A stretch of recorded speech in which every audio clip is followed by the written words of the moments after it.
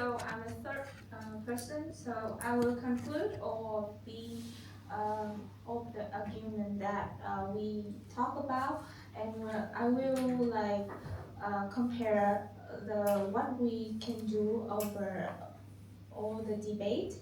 Well, the first of all, I think you talk about the economics a lot because you talk about the when dependence on the Western side, uh, we can they the country will get the uh, weapon, the military aid and from the major powers like US.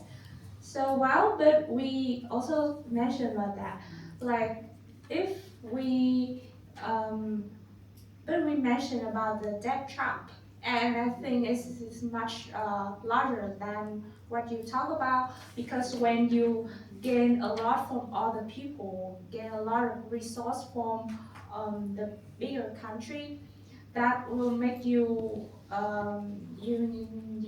rely from them from to pay them back and also pay about the um, about the reason or about the policy that you can give them the bias uh, about it. And well, it is not the thing that the developing country want because they want to um, like all of the developing country they want to reliance on themselves and protect themselves as we mentioned before. And so that's the reason why the second thing I want to talk about equalities. Well, the ASEAN, well, I will, for example, ASEAN, we have the same cultural, we have the same environment, we have the same concern, and so that's why we can help each other, especially in the United Nations Council, like when we want to have an argument for the senator and all of the country will have the same opinion, they have the same problems. And also when we say it to the judge and also the highly that we can pass the argument. Yeah, and so I think that is what we can achieve after the argument. A second. Okay. Yes. So in the 2021 coup in Myanmar, which is the part of ASEAN, the organization was criticized for its non-interventionist stance, providing no real support to like democratic resistance.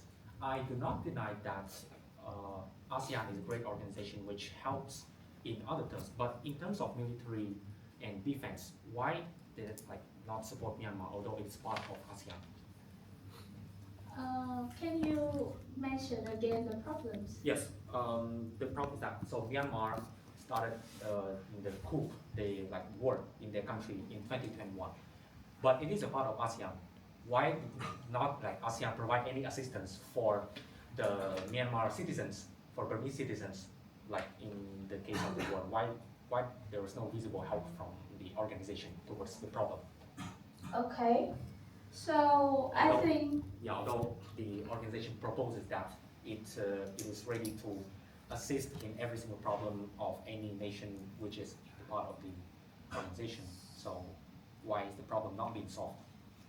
so, like they mentioned on ASEAN or they mentioned on the United Council. It is basically a goal of the ASEAN that the organization themselves, they propose that the goal is to assist every single nation of the organization in problems like economic, military, also defense. Okay. Basically. Okay. So yeah. It's wasted a lot of time. So I will finish it. Okay. So I think if it's talk about United Nations Council and all the country in the ASEAN, they focus on the one problems. I think we will get more strength to take it on the table on the international council. But if it's mentioned about the just ASEAN meeting, I think it's the problems of the country. Yeah. And so some other country will have a reason why they don't agree on it. Okay, so finish off this. I think the last thing is security. As I mentioned before, when you have to economic trap on the economic act from the Western side, a lot of things you need to depend on them. And while as a result, you can solve the thing about self-reliance, and you not can just try to empower yourself. And if you have the support from the similar country like you, developing country, and we can help them and they can help you, and that's more way. Yeah, that's the end of my speaking.